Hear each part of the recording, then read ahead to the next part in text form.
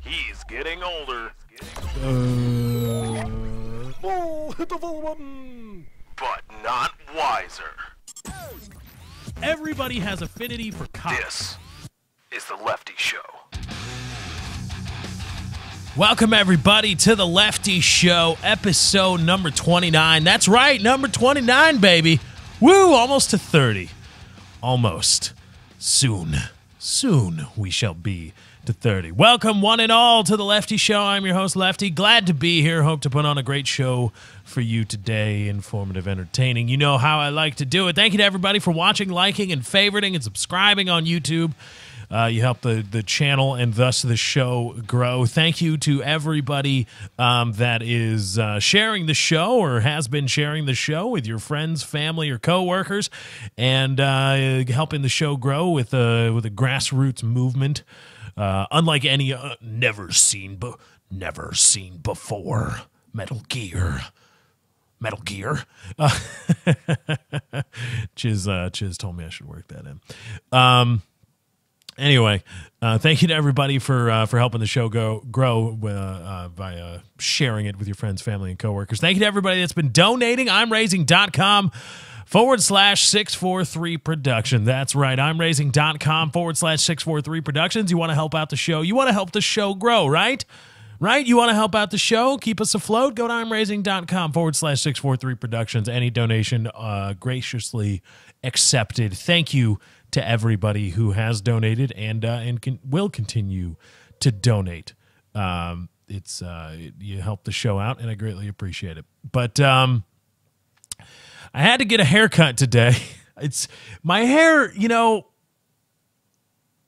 it's good to get regular haircuts, but being a lazy bastard, sometimes it just falls by the wayside. And it's the craziest thing. It's, alcoholics say, or anybody in recovery, but it's usually, I've heard this a lot from, with regards to alcohol recovery, is that you get sick and tired of being sick and tired. What gets you into recovery, whatever program, what gets you into rehab for your addiction or your substance or abuse is you are sick and tired of being sick and tired. You get fed up with your own internal monologue of saying, all right, this is the time. This is the time I'm going to stop smoking crack. This is the time I'm going to stop waking up and drinking a Six or a Bud Light. This is the time I am sick and tired of looking at my life, looking at the shambles of my life, and not liking what I see. I'm sick and tired of it. And that's the call of many people in recovery, as they say, I'm sick and tired of being sick and tired. Every single time I try to quit, I don't. And so now I need to take a real fucking step because I just circle jerk myself into thinking I'll quit after this beer, after this joint, after this whatever, right? After I shoot up this fucking heroin, after I get high to the moon, fall asleep on my dog like Christopher from The Sopranos. I'm going to do it. But then you look back and you realize, well, I was just bullshitting myself. I was just bullshitting. I didn't do anything. Nothing changed. I didn't turn my life around. I didn't get better. So I am sick and tired of being sick and tired, and I'm going to fucking actually do something about it. And I've done that. I was probably abusing alcohol a little bit in college. Certainly abusing alcohol. It wasn't alcoholism. I wasn't waking up to drink beer. But it got, I would get to a point where I would say, I did something good today. I should have a couple beers. All right, yeah, play some video games, have a couple beers. And I wasn't, again, I didn't need alcohol to function. It's not like I woke up like, God, I gotta have a fucking beer. But it's like watching football on a Saturday, beer. NFL football on a Sunday, couple beers. And it wasn't right. I would just drink, and I would drink too much. And I realized, I'm spending a lot of money. It's fucking expensive. And this is just not good. This is just not a good road to go down. Same thing with when I was chewing tobacco or using tobacco. And they actually happened right around the same time. I said, look, this is not a good road to go down. I'm not an alcoholic yet. I mean, anybody's an alcoholic. If you drink more than twice a week, you're a fucking alcoholic. So the whole, you're an alcoholic, that doesn't mean anything. That means nothing to me. If alcohol is negatively impacting your functioning as a human in society, you're an alcoholic. But, if you need, or if alcohol is needed for you to be able to function in any way as a human, that's alcoholism, at least to me. I tend to have differing definitions of some popular terms because, you know what? Judging by, everybody learns about alcoholism in health class in high school or junior high or both. If you go to any big-time college in America, anywhere, right? Pick the SEC, the Big Ten, the ACC. You go to any kind of college in America, half the student population are, technically speaking, alcoholics. Half. Got to be half. The entire fraternity organization, the entire Pan-Hellenic organization, all of those people are fucking alcoholics if you go by that strict, very narrow definition. Well, you drink more than a couple times a week, alcoholic. Well, then fucking half of college students are alcoholics. That doesn't seem right to me because the graduation rate isn't 50%. So either the definition of alcoholism is a little bit too broad. I know I said narrow earlier, but I meant more strict. It's broad, but it's strict in the 2 drinks or 3 times a week. Well, what? Having a glass of wine is a drink? What? So I have a glass of wine at night with a couple times during dinner throughout the week. I'm an alcoholic?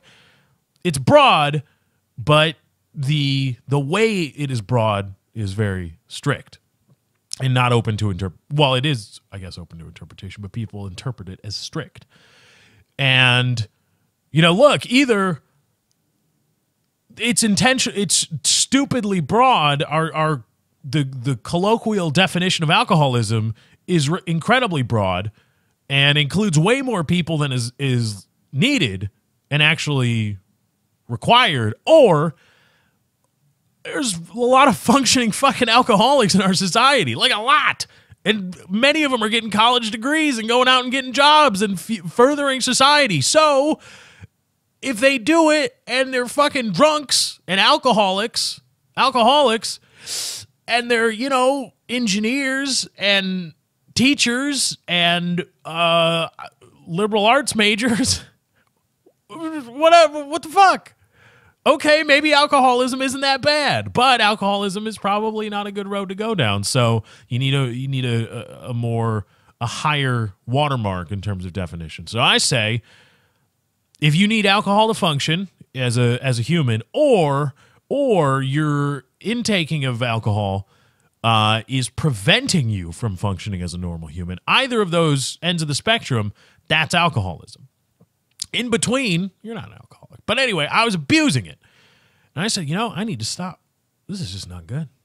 I'm gaining weight. I'm just, I can see, I'm not there, but I can see down the path how I could all of a sudden think, you know what? I don't want to do this. I'm just going to get drunk. And so I stopped. I stopped cold turkey. I didn't go to rehab or anything like that. I didn't need it. It was nowhere near that level. But I said, you know what? I really need to stop. Now, I'm not going to stop drinking because I like alcohol. I like the taste of it, and it's a relatively cheap and legal way to escape and get into a different mindset. If pot was legal and cheap, well, maybe we'll see.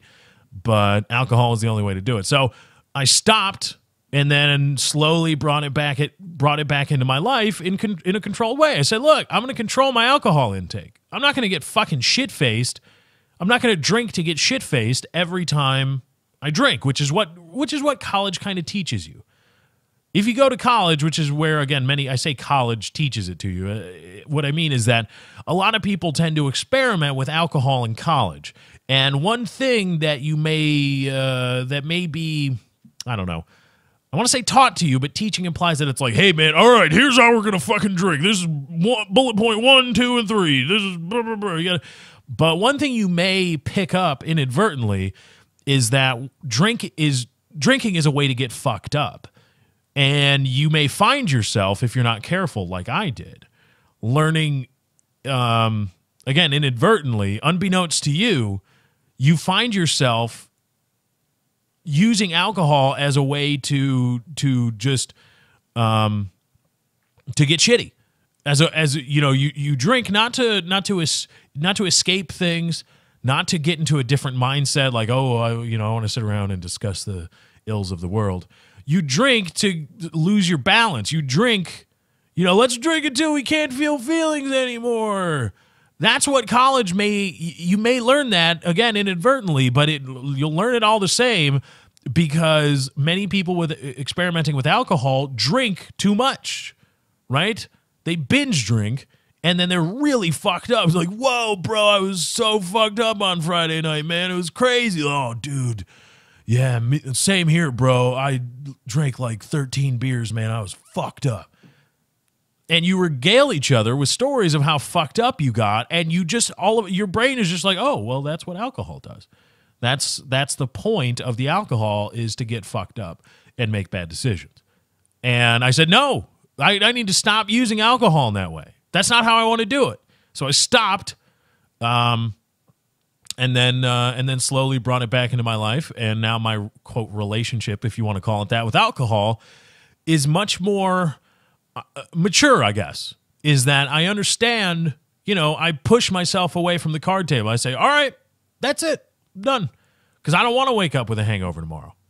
I've done what I've come here to do. The alcohol tasted good. It made the food taste a little bit better, and I had some nice discussion with some people. I'm good. I'm done. I'm gonna go to sleep and wake up tomorrow and feel fine. And it's much more mature in that way. And this was all meant to talk about being sick and tired of being sick and tired. Every time I go to get a haircut, I tell myself this is the time where I'm going to go regularly. I'm gonna map out or keep a log of a log of like how long my hair grows, and when it gets too long, I'm not gonna just try to hide it by combing it. I'm just gonna go get a fucking haircut. It's time to be a fucking adult, and I just forget. Every single fucking time. I forget. So today was another one of those days, and so there's a lady that I go to, and I set an appointment for today at 11:30 in the morning. So I got up at like 9:30 and had a cup of coffee, and before I knew it, I was just cruising Reddit and stuff, looking at news stories for doing the show today. And before I knew it, I had like 45 minutes before I had to be out the door. And I still wanted to get a workout in because I didn't want to get a nice haircut. Because when you get a haircut, they do your hair better than you can ever do it afterwards. Your hair walking out of whoever does your hair, wherever you go, your hair, that moment, is the best it's going to look until you get another haircut. You're never recreating what they do. You may think you do. Even that was a topic of discussion with the lady I had to end up going to see today, which is a story I'm going to get to. I said, I don't know what the fuck I'm doing. I try to recreate it, and I just can't. She said, well, I'll teach you. I'll show you how I do it and do it from your perspective. And I say, okay, guess what I've already fucking forgotten, and I'm not going to be able to do tomorrow. So I knew going in, like, all right, my hair's going to look fucking amazing when I walk out. I'm never going to be able to recreate it. So what I'm going to do is I'm going to work out before I go and then take a shower, and I'll wash away the nights, whatever. And then I'll be all nice and ready to start the day, walk out of there at 11:45. Bam, let's do this, right? Well, I get out the door at 11:30, and I'm like, fuck, because I worked out in the shower, and I'm like, damn it. And I told the lady, look, I'm going to be 15 minutes late. I'm sorry. So I'm going, and I'm just about there to make my 15 minutes. I pull up to try to go park behind where this storefront is, and it's a one way in or one lane in, one lane out kind of parking thing. It's a small little lot, usually meant for people that only know it's there and people that work in the strip mall, and there's not many spaces, and again, getting there is kind of precarious. Again, one lane each you know, on either side, it's like 1 lane wide. And so I go, and I'm like, oh, God, I really hope I can. I was hoping to catch a break. So I go into the parking lot, fucking nothing, right? And it's one of those 90-degree parking lots. It's not the 45 angle parking lots where you have to go one way to be able to park. It was the 90 degree, so you can go either way. So I chose let's say the back way, the back way that if I were not able to leave, if I got stuck in there for whatever reason, I couldn't get out. I would have to reverse my way out. Well, as I'm going to turn, I'm like, I look for spots, nothing. So I'm continuing along to turn at the end of the row. Standard operating procedure for a parking lot. There's a Beamer sitting, and again, there's enough room to turn 1 lane wide or thereabouts. It's like another parking space or two.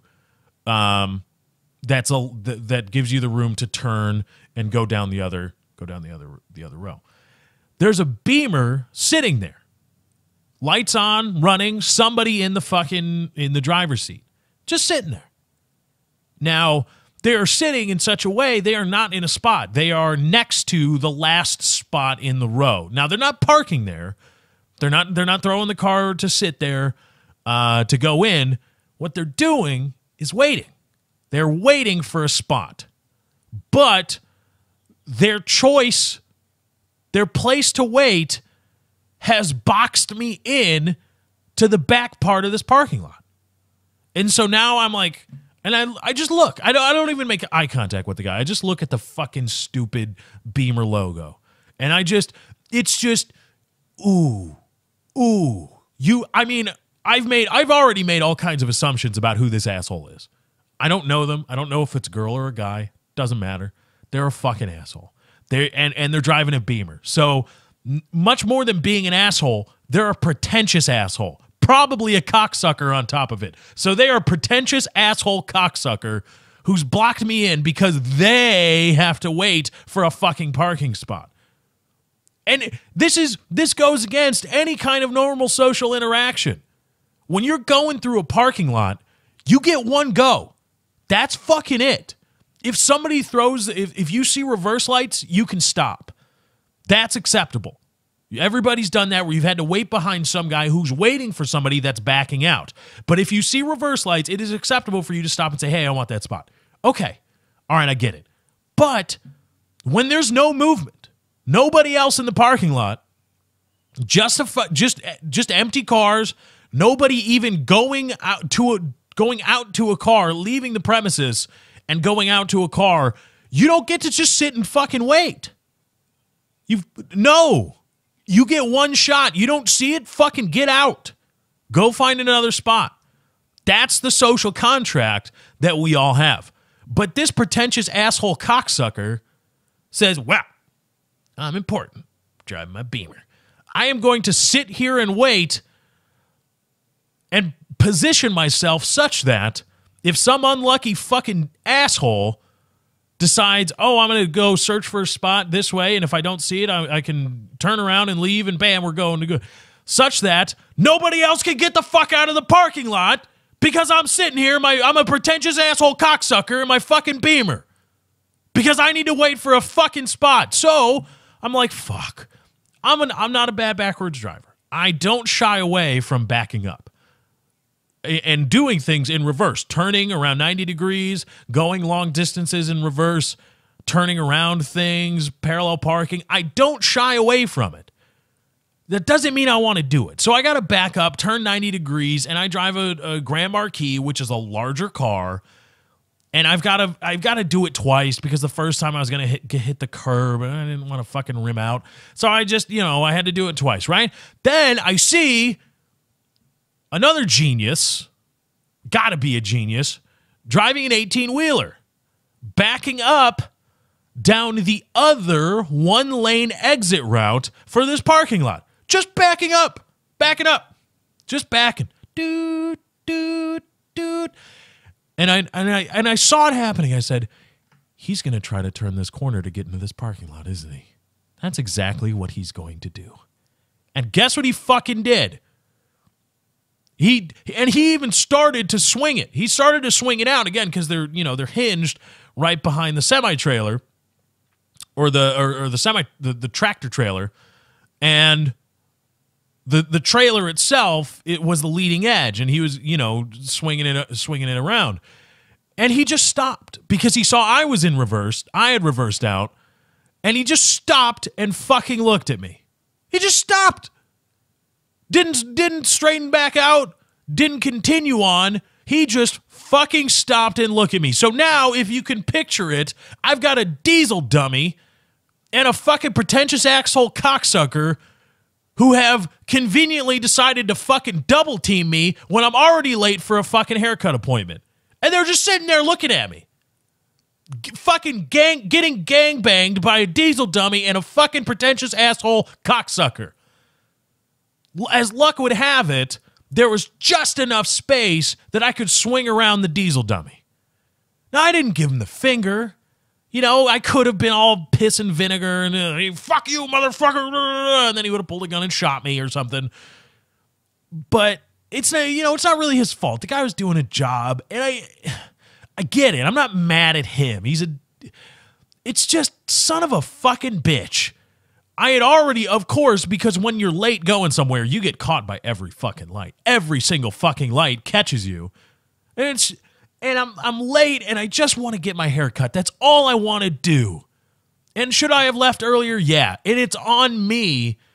Everything that's happened, everything that is pissing me off is on me. Getting gangbanged by the diesel dummy and the pretentious asshole cocksucker is on me. I've got nobody to blame but myself, and that makes it worse. Because it would be a lot easier if I could just scream at the pretentious asshole cocksucker or the diesel dummy and you motherfucker, shake my fist. But I couldn't because I knew there was that little voice in my head that said, well, why didn't you leave earlier, you dickhole? And I was, fucking goddamn it, it's right. It's right, god damn it. So I got to go to a parking garage. And apparently, it's been, South Korea, best Korea, came under fire a few weeks ago, or last week, I believe it was, because they announced a plan in Seoul, I believe their capital, in Seoul, to paint wider, in pink color, wider, women's only parking spaces. Because women apparently have trouble. They think, misogyny was thrown around a lot, and it's like, well, women, and then I brought up, and I talked about it on the show, and I had to bring up the whole, well, driving a car is driving a car, right? And women, studies have shown physiologically, this is, we're talking about just how brains work. Physiologically, female brains tend to have trouble with recognizing, orienting, rotating, and moving three-dimensional objects in their mind. They have trouble judging distance, speed, velocity. It's just a thing. It is just a thing. And gender identity and all this fucking uber-liberal bullshit, feminism, women's power, women's lib, all this fucking bullshit can't stop, doesn't change your brain. It doesn't change the neurons, the electrical pathways, all this stuff doesn't fucking change. So when studies show women tend to, that doesn't mean that they suck at it, but they tend to be worse at it than men. Dealing with three-dimensional objects, theoretical three-dimensional objects, and judging orientation in space and time. Again, not space-time, but space and time, and thus velocity. And they have trouble doing that. Those calculations tend to take longer and may be a little bit more muddied than men. Men, for whatever reason. Again, for reasons I can't explain or understand, but it's just a physiological fucking thing that exists. And so everybody, women's lib, oh my God, how could you say women are worse drivers? Because, I don't know, maybe the ability to judge distance and time and thus velocity and acceleration maybe fucking play into how you drive a fucking car. Maybe. I don't know, right? I'm not Mario Andretti. But it seems to me with my humble logic that the ability to do those things would kind of impact how well you operate a motor vehicle. And I was looking for this. Soul did this, and I said, well, fuck it. Yeah, okay. That's great. I'm sure the women aren't going to complain about the stiletto-friendly sidewalks. I didn't hear a lot of bitching about that. Or the extra bathrooms meant only for women. I didn't hear a bunch of bitching about that. It was about you mean we might be worse drivers? Yeah, you fucking are. It just is. It's a thing. Accept it. We're different. Differences happen. It's okay. We don't all have to be the same. In fact, we're not.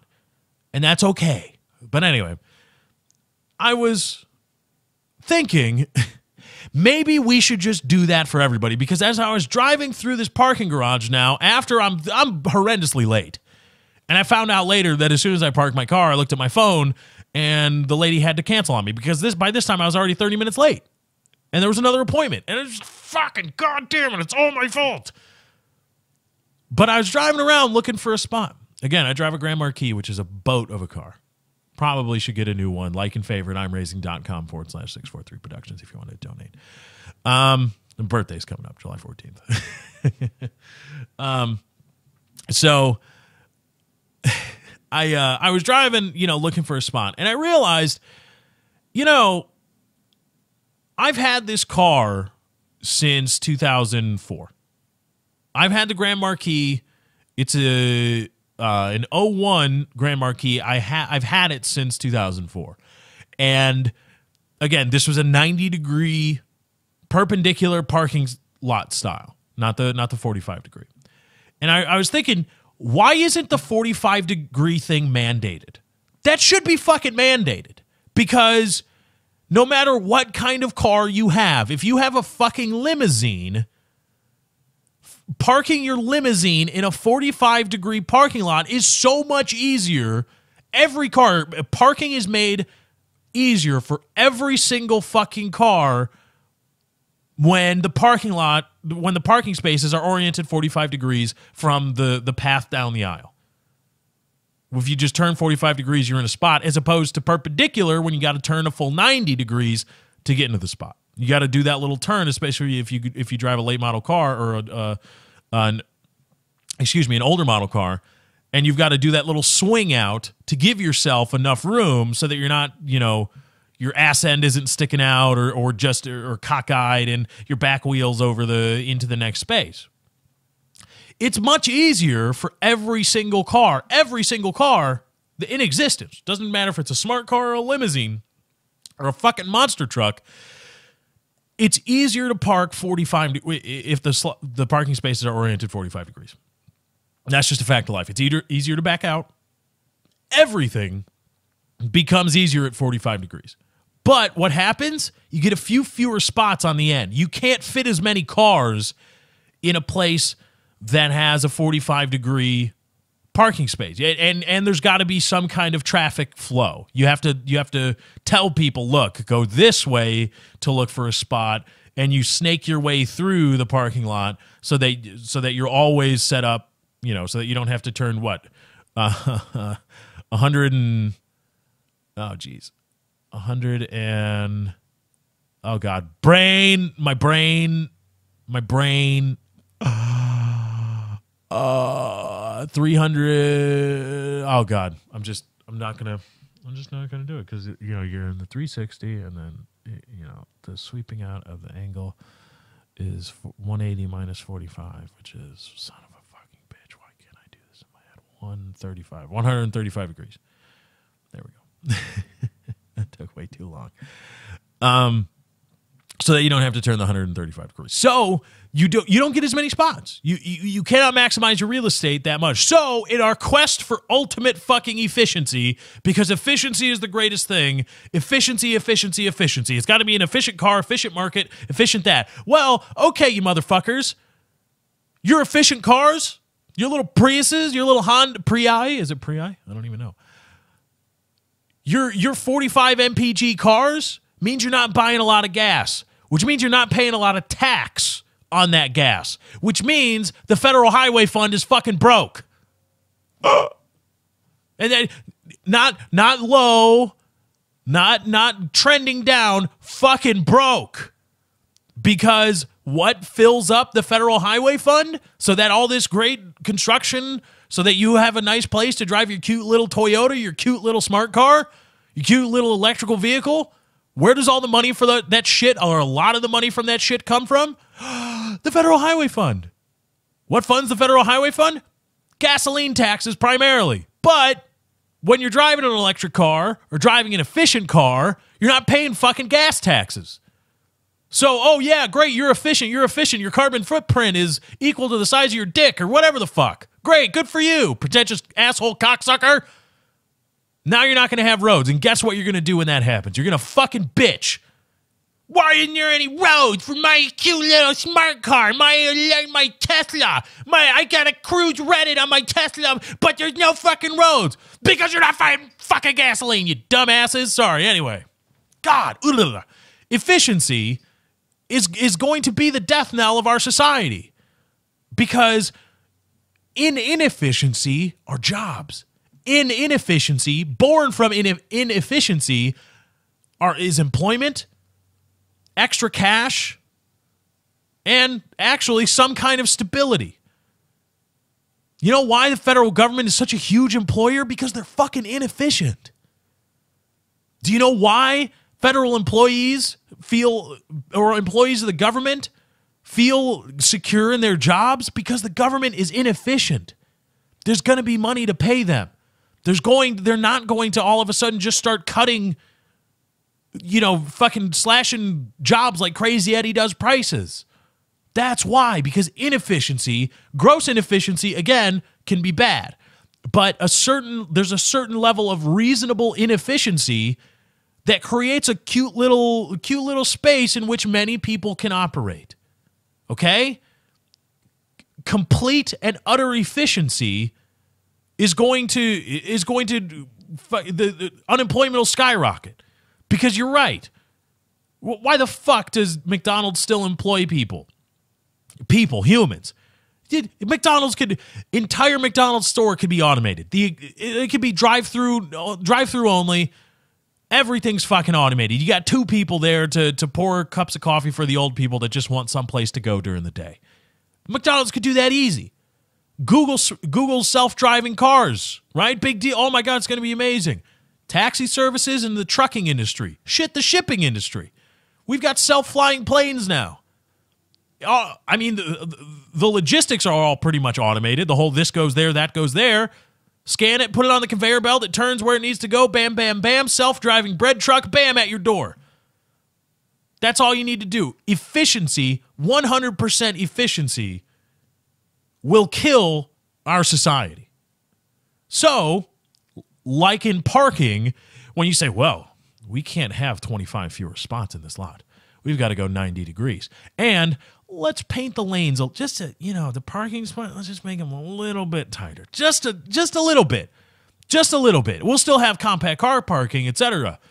But when you combine 90-degree parking with people who park like assholes and a Mercury Grand Marquis, you spend 20 minutes looking for a fucking spot. And so now I couldn't get a haircut today. And I talked to the lady and I said, I'm really sorry. It's my fault. All my fault. The last 30 minutes of ranting, all my fault. I set myself up to deal with all these things. I did it. My fault. And I said, I'm sorry, but I've just got to go get a haircut today. I've got to do it. And so I just went to one of those, fucking sport clips, hair clips, smart clips, whatever the fuck, one of those places. One of those franchise haircut rejoins. And I got my hair done. I got my hair did up. And it's really, really nice. And I'm proud of it. And, again, getting back to, it will never look this nice again. Because even the girl said, I'm going to show you how to do it. Okay. Good luck. Good luck. That's what I was essentially that guy from fucking Taken. I will find you, and I will blah, blah, blah, blah, blah, blah, blah. Good luck. Good luck.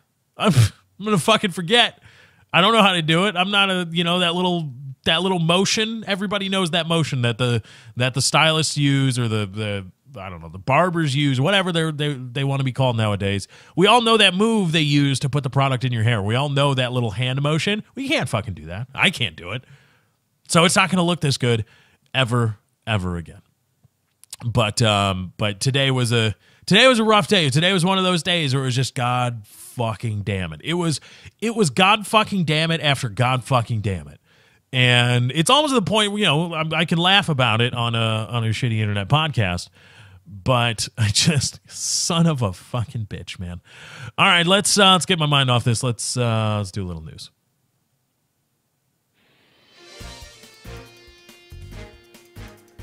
Yeah, we're going to do a little news, baby. Lot to talk about today. The Secret Service is going to employ software that will act as a dragnet over social media and apparently be able to detect sarcasm. We're going to talk about a black worker in Memphis, Tennessee, who recorded his white supervisor being incredibly racist. And, there's some more blatant racism in Cheektowaga, New York. And we got a little video to play for you guys that's just going to be fucking... it's going to be awful. But it's the news with Lefty. Let's get into this. So I did one of the titles of a previous episode, I think it was this week, was talking about stupid honkies. And, I just want to say... racism, I believe racism is a two-way street. And you cannot make the case to me, saying completely closing yourself off to possibilities is just as bad as, just being a douchebag. So I would say it would be incredibly hard.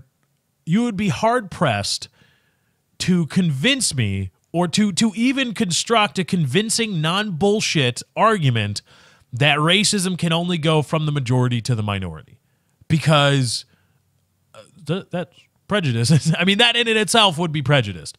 And that gets into my whole spiel about racism. Using racism to end racism is a non-starter, because you're just going to have racism. Racism will not cancel out racism. It's just going to fuck it all up. You can't use racism. It doesn't make sense to use racism to end racism. It doesn't make logical sense. But stupid fucking white people need to stop being committers of racism. There's a story. This is a story from News Channel 3, WREQ or WREG, excuse me. Looked like a Q, in Memphis. Dateline Memphis. There are shocking allegations of racial discrimination in a Memphis cotton warehouse. And this just fucking tears it, too. Motherfucker. I mean, gee, this is the black guy who works at a cotton warehouse recorded his supervisor saying really racist shit to him. What in the fuck? Stop it. Stupid white... Attention, all stupid white people. Attention. Attention. Stop being fucking racist. Stop it. Just stop being fucking racist. Anyway, there are shocking allegations of racial discrimination in a Memphis cotton warehouse. Two men filed charges against Atkinson Cotton Warehouse. They're accusing their former supervisor of calling them, quote, monkeys, and telling them the water fountain and microwave were for white people only. The cotton industry's history reminds some people of slavery. No fuck, some people, huh? Some? Who are those people that just kind of deny, who are just like, oh, cotton, you say? Born from racism, huh? In America? Nah. What are you talking about? This is captains of industry. What are you talking about? Go put on your Fruit of the Loom underwear. The cotton industry's history reminds some people of slavery. Okay, some people. Like, there's other people that just forget. Like, fucking whatever, man. We don't know. Antonio Harris and Mario Mangrum. Oh, man, that's a bad app. Mario Mangrum. Hello, I'm Mario Mangrum. Say their former supervisor was stuck in the past. Quote, he would be like, you need to think like a white man, said Mangrum. He pulled his pants down in front of us and told us to kiss his white tail, said Harris. He said after months of racist comments and feeling powerless, he decided to use his phone as a weapon to fight back. He recorded his attempt to drink water from a water fountain in the warehouse office. "Hey," says the supervisor in the recording. "What?" asked Harris. "I need to put a sign here that says white people only." Harris also recorded his attempt to use the microwave. "I'm going to use the microwave," said Harris in the recording. That's funny. I don't know. Was it like a selfie, or was he, "Attention, attention, attention, all people in the office. I am going to use the microwave. That is all." "Hell no," said the supervisor. "Why can't I use the microwave, man?" "Because you are not white." "For real?" Quote, "As a white man, we don't even let Larry use it." What? Who the fuck is Larry? Larry has been there 10 to 20 years, and he is a black guy also. "We don't even let Larry use it." Okay. Mangrum told to WREG. In the recording, the supervisor also talks about the days when blacks and whites were kept separate. "Back then, nobody thought anything about it. Now everybody is made to wear to think it's bad." Fucking grammar award winner right here, says the supervisor in the recording. 30 seconds later, in the same recording, "Put your sign on the wall then, because I am feeling to drink it." Okay. "What would they do to catch me drinking your water? What would they do when they catch me drinking your water? That's when we hang you," said the supervisor. God. Just, I don't know if the recording is here in the video attached to the WREG news channel, and I don't want to inadvertently start playing something that's like a copyrighted or even an advertisement, so I don't have it queued up. But, you know, I talked yesterday about how when you're drunk in a situation in which you know you shouldn't be drunk, you're not liable to go around professing your drunkenness to people. You're not going to go around and be like, "Woohoo! Woo! I'm fucked up. Fuck you. Drunk." You're not going to go around and do that. If you're drunk in a situation where you know you shouldn't be drunk, it's just, you try to keep a lid on it. You don't always succeed, but you're going to try to keep a lid on your drunkenness. You're like, "Oh shit. All right. All right. Okay. All right. I'm fucked up. I am fucked up. I'm drunk, but I'm not going to let it affect me in this place. I cannot be drunk. I need to sober up, fly straight, and do right, and I'm going to be good." And then you crash your car and kill a baby or something. But you tried. You know that you're going to, you shouldn't be this way. You're going to try to keep a lid on it as best you can. You're going to try to internalize your drunkenness as best you can. You can't, but you're going to try. It's got to be the same way with people that are racist. If you're racist, in your head, if you believe people with a different skin color, or if you're actually sexist and you believe that people of a different gender or transgender are just inherently inferior to you, overall inferior, you internalize that. Especially when you're a white guy in Tennessee in a fucking cotton warehouse. It's even called a cotton gin. Okay? When you're a white guy supervising a bunch of black guys working in a cotton warehouse, unless you're an idiot, you can be racist on the inside, because I will not thought police you. You can be racist all you want. However, when you start being an idiot and saying stupid shit like, "Oh, I don't know, you need to think like a white man," or I'm going to put a sign up that says this water fountain is for whites only, or we don't even let the black guy Larry drink from this water fountain, you're committing racism, and I've got no love for you. But they're like multipliers. You're a white guy supervising a few black guys working in a cotton warehouse in Tennessee. Don't say racist shit. Don't do it. Think the racist shit all you want. I'm not going to say you can't think it.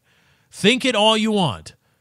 But don't fucking say it Because if for nothing else, you should have the forethought to be like, I'm a white guy supervising a bunch of black guys working in a cotton gin in Memphis, Tennessee.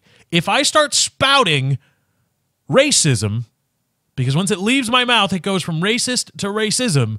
If I start spouting and espousing racism, this is going to get picked up by every news outlet in the fucking universe because of the imagery of a white guy supervising black guys working in a fucking cotton gin in fucking Memphis, fucking Tennessee. I should not be a stupid fucking white honky and shut my fucking mouth so I can go home and watch fucking NASCAR and beat my ugly fat wife and drink Natty Light or some shit and fucking jerk off to my fucking picture of Dale Earnhardt.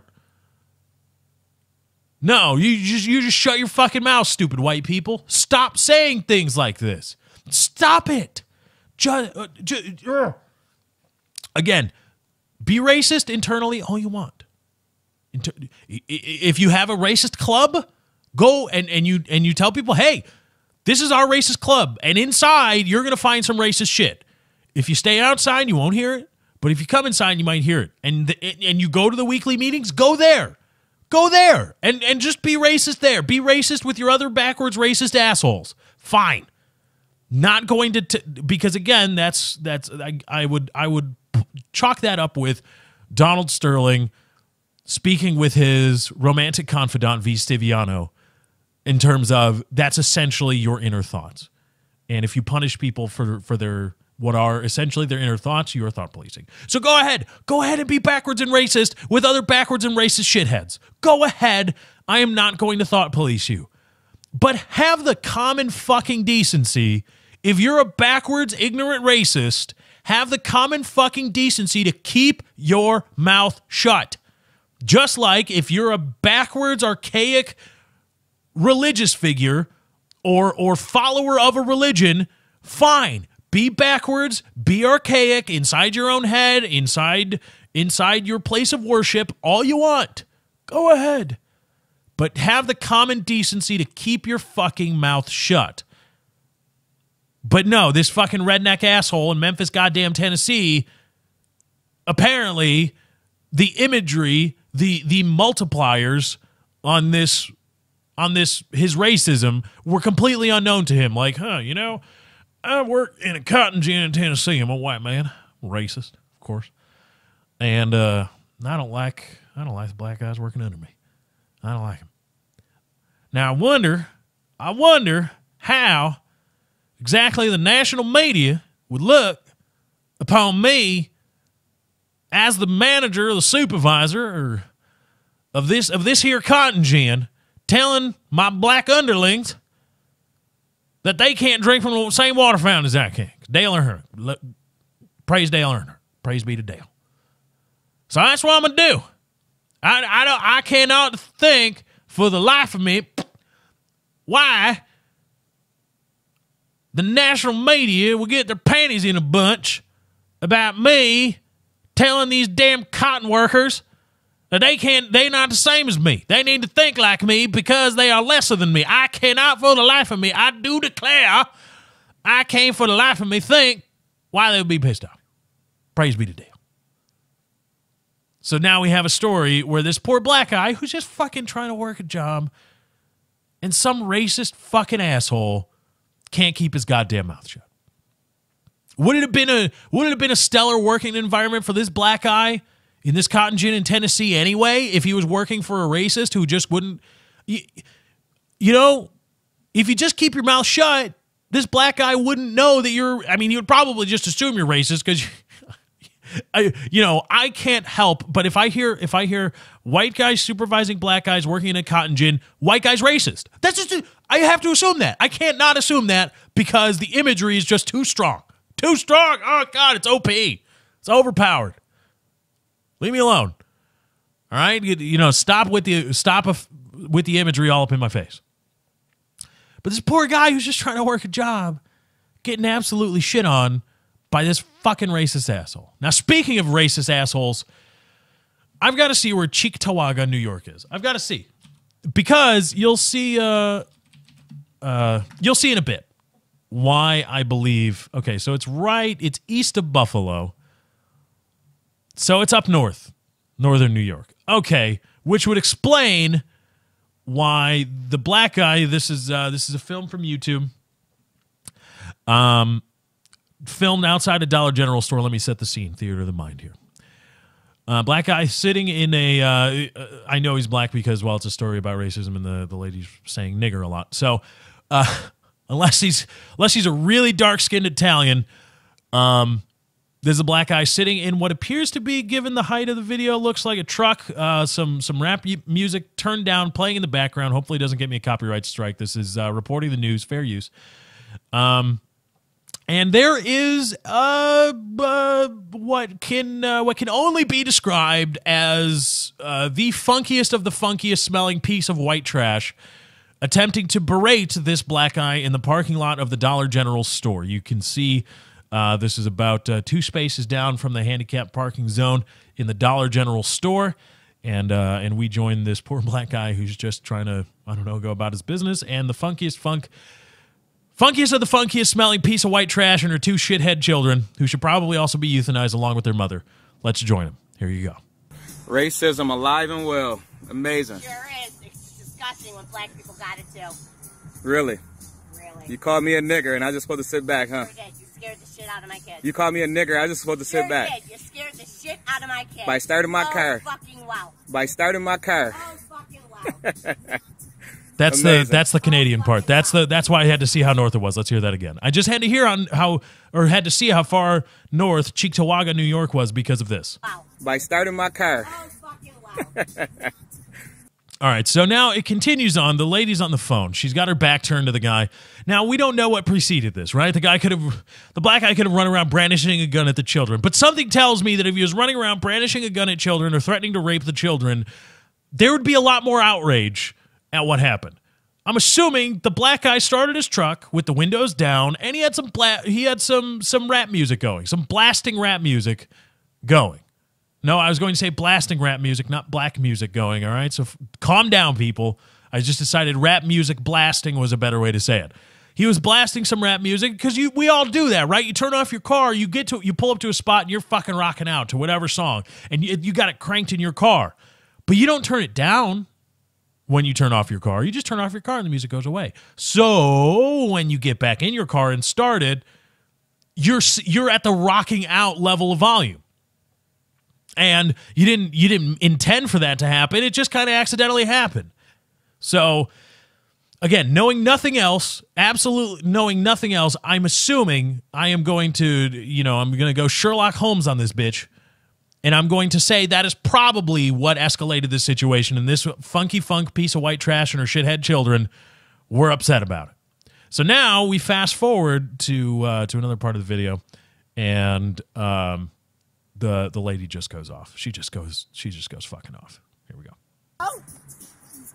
Talk to this fucking nigga You're not- right now. I am telling you, he's video recording. She's on the phone. He scared the shit out of Anthony. Started the car. Whatever other shithead she got on the phone is on the phone now. Fucking say Really? something to I him said now. that. He's got me on videotape, and I'm still flipping the fuck out. You called me a nigger. Go I ahead. called you a nigger. You're a nigger. Nasty fucking nigger. Okay. You might want to get Because he's a fucking loser. That's why he thinks he's gonna get something out of it. Oh, no worry. I don't sue people. Oh, he knows the cops. How many cops have I stripped for? You ain't getting fired, bitch. Okay. Tell him, dude. You will fucking kill him. Don't even fucking. I'm telling you That's right the now. best very part. I gotta play that again. Cops have I stripped for? You ain't getting. No, play it Oh, back. no worry. I don't sue people. Oh, he knows the cops. How many cops have I stripped for? You ain't getting fired, bitch. This is Mother of the Year. Mother of the fucking Year. Cheektowaga, New York, berating a poor black guy in the parking lot, saying, "You're not gonna get. The cops aren't gonna come after me. You're not gonna do anything. The cops aren't going to arrest me." And her reasoning for that is, I don't sue people. Oh, he knows the cops. How many cops have I stripped for? You ain't getting fired, bitch. Okay. Tell him, dude. You will fucking kill him. Don't Oh. even fucking. I'm telling you right That's now. very, John, very good. I will fucking yank his ass out of the car. Please do.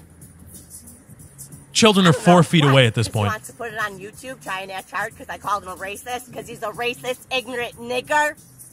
That's a great quote. Racist, ignorant nigger. I love it. What better way to encapsulate how fucking white trash this lady is by saying, you're racist. Why? Because you're a nigger. What? What the fuck? So here's the deal, right? Again, I'm assuming that that what escalated the situation was totally innocuous, and this racist bitch just needs to go away. But the thing is that, I mean, first of all, just how many cops have I stripped for? What? How many cops have seen my fucking C-section scar? How many cops have seen my smelly chonch?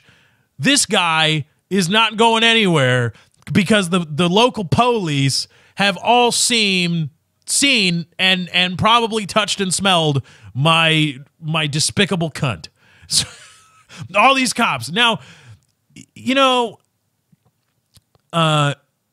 when you're white trash and when you're just generally a despicable human being, this kind of because the children were never more than 10 feet away from their mother. During that whole debacle, all those things you heard from this awful, awful, awful human being, all those fucking things you heard. Anthony started in the car. He wanted to run his mouth talking about BB and the trashy mother.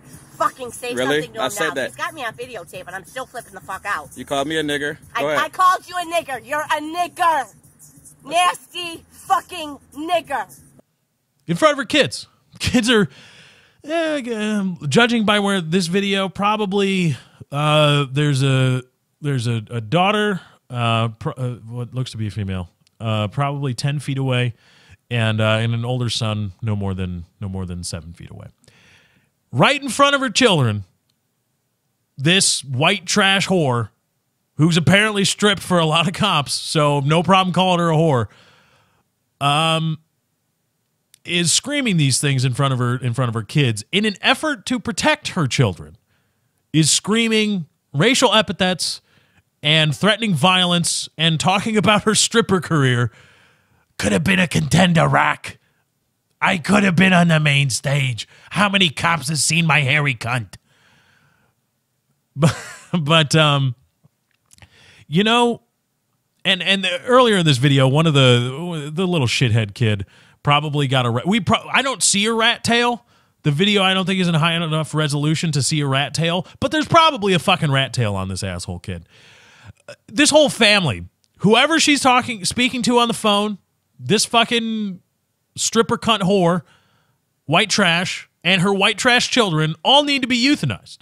I mean, it's like an infection because the children are not shying away from what their mother is doing. The children are not recoiling at their mother being so verbose and caustic to this guy who's not being violent and hasn't done anything. And in fact, one of the children attempts to curse out the black guy. So this whole family needs to be removed from the fucking gene pool. And what I find remarkable is that, you know, I'm not the greatest gift to society. I'm not fucking Neil deGrasse Tyson. I'm not Carl Sagan or Lawrence Krauss. I'm not Picasso or anything like that. I've got decent social commentary, I guess, but it's got a different spin that I put on it, and I don't know if it's all that great or if it's the greatest thing, if it will even help humanity. But I'm going to try.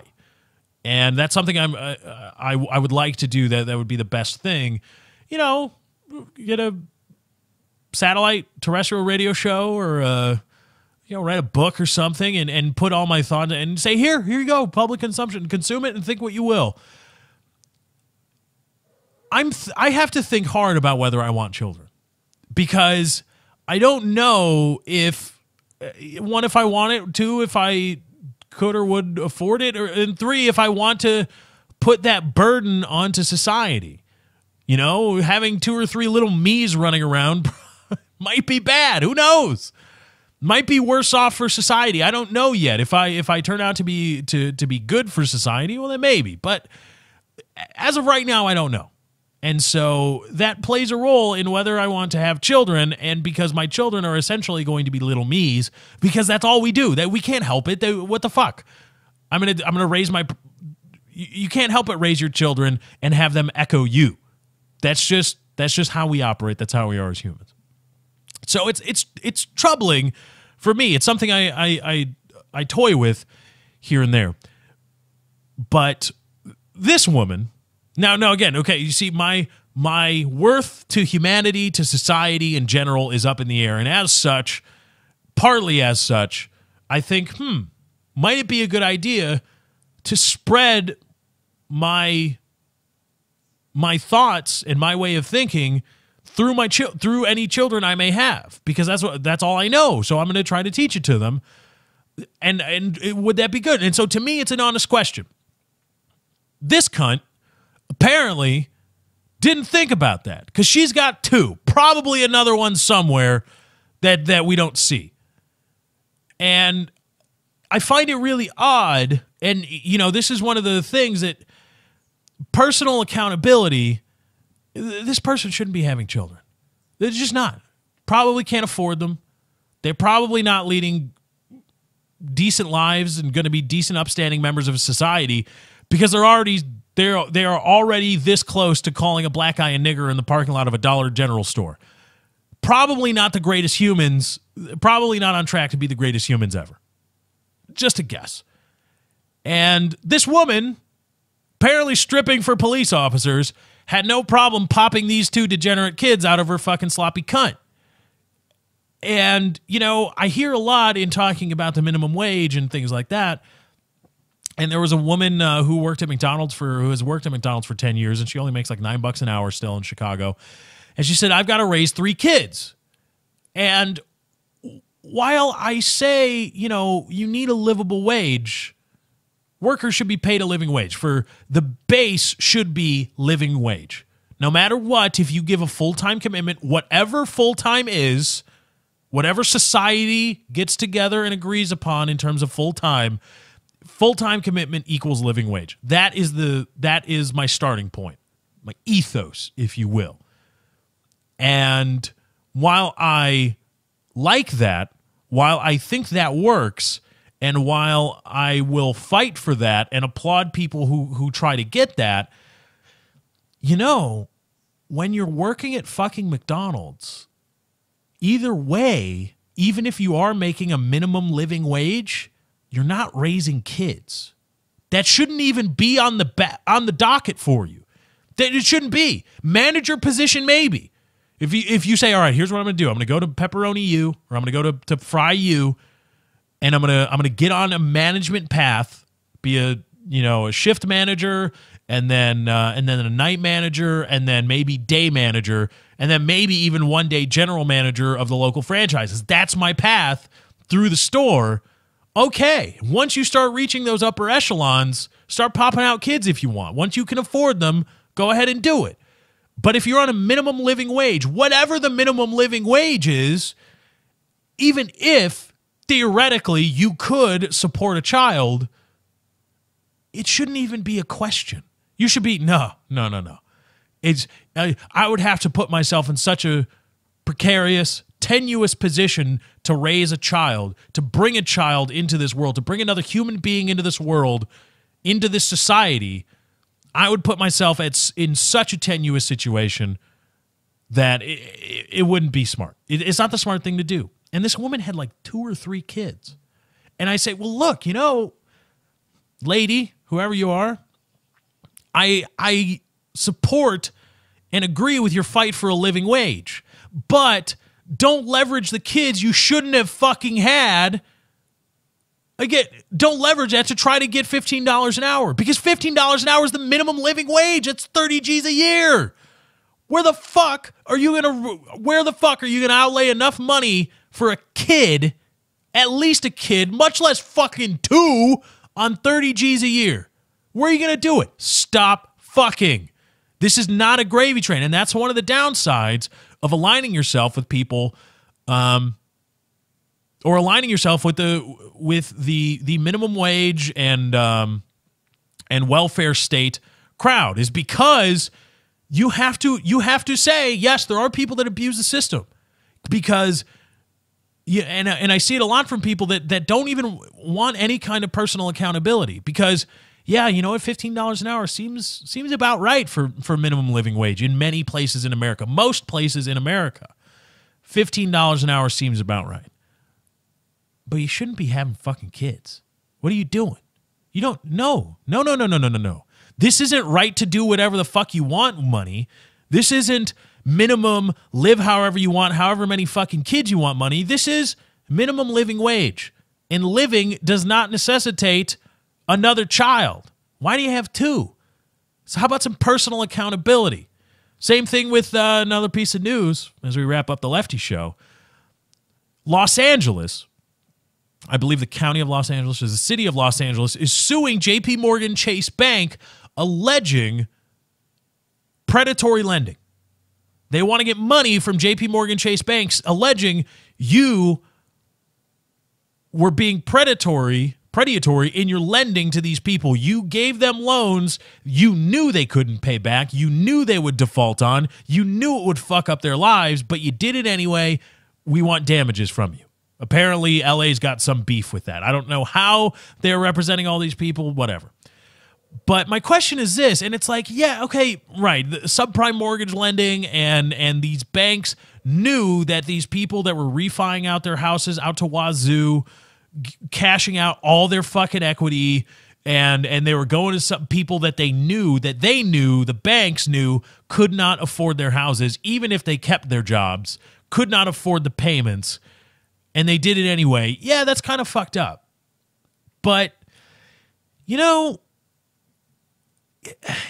you don't have to sign the papers. You don't have to. JP Morgan Chase Bank didn't bring people in at gunpoint to their local branches. They didn't under threat of execution, under threat of summary execution, make people sign mortgages that they couldn't afford. They didn't somehow use a Men in Black style brain manipulator to remove all basic math and accounting functions from these people's brains that would otherwise have told them, you know what, given my income and given what I spend already, I probably would not be able to afford borrowing this much to buy a house at this interest rate. I could not afford it. How about a little bit of personal accountability here? Yeah, JP Morgan, big banks fucked up the Great Recession, right? They played a large fucking role in that. A huge role in that. Huge. Fucking huge. And it's a travesty that none of their brood are going to fucking jail. Nobody is going to jail. Nobody is being perp-walked and handcuffed. No Wall Street fucking asshole pretentious cocksucker is being perp-walked in handcuffs in front of everybody and made to be the fucking the brunt or bear the brunt of all this fury and all this rightfully placed anger on people that fucked a whole lot of people, fucked an entire country, maybe even the world. Nobody's going to jail, and that's a travesty. Right. Okay. They didn't make the people who could not afford the mortgages sign that paper. They didn't make the guy who was working on a monthly-to-monthly or year-to-year contract refi out the equity in his house so that he could go to Aruba for a month. They didn't make him do it. They made it appealing. They made it really appealing. But you still had to go in there and sign the papers. The money didn't appear, the loaned money didn't appear from the sky. It didn't just show up at your doorstep. You had to go to a JP Morgan Chase or a wherever bank affiliate. You had to go to a branch. You had to talk to a branch manager or a mortgage lender or whatever the fuck, and you had to sign the papers. You had to be able to read. You knew the stipulations. You knew the interest rate. You knew what you make. You knew everything, and you still signed the papers. It's at least as much your fault, the recipient of those subprime mortgages, at least as much the recipient's fault as it is the fault of the banks. Probably more. At least as much. But again, in our society, no accountability. Because it's easier to just say, oh, well, the evil banks, predatory lending, blah, blah, blah, blah, evil, evil, evil, evil. It's just easier that way. But it's not as easy to say, you fucked up too. Underprivileged of LA, of America. You fucked up. Yeah, the loans are really appealing. Oh my God, I can get a house finally. You should have known that, hey, you know what? This house is $400,000 and I make $35,000 a year after taxes. I don't know if we can do it. You should have known that. A little bit of personal accountability. So, Dollar General store cunt, apparently working as a stripper for police officers, still leaves you shopping at Dollar General. Maybe you shouldn't have 2 fucking kids. On top of the fact that your backwards, idiotic thinking is so overboiling that you can't help but go on a racist tirade in a fucking parking lot of a Dollar General store in front of your kids, and your kids are already shitbags enough to the point where they try to curse out the guy too. Fuck them all. Whomever she was talking to on the phone, her and the 2 kids, euthanized immediately, please. No more reproducing for anybody in this gene pool. Remove them from the societal gene pool, and we will probably all be just a bit better off, just a bit, as a society and as a people. All right, let's bring it home. Woo, another great Lefty show. Thank you all for joining me. Hope you had a great time. I had a great time putting on the show for you. Thank you to everybody for watching, liking, favoriting, and subscribing on YouTube, helping the channel grow, as well as the show. Thank you to everybody that has been and will share this podcast with your friends, your family, and your coworkers. I greatly appreciate it. Thank you for all helping out the show. You want to help out the show monetarily? That's a great way. Thank you all. I'mRacing.com/643 Productions is where you go. You want to donate something, go right there. I'mRacing.com/643 Productions. There is a link in the description. Go ahead and click on that. All donations graciously accepted and appreciated. Thank you all. That's my time. I got to get out of here. I'll catch you guys tomorrow. More Lefty Show. Probably that's not why you called. Thank you for joining. I hope you enjoyed. I'm out. Bye.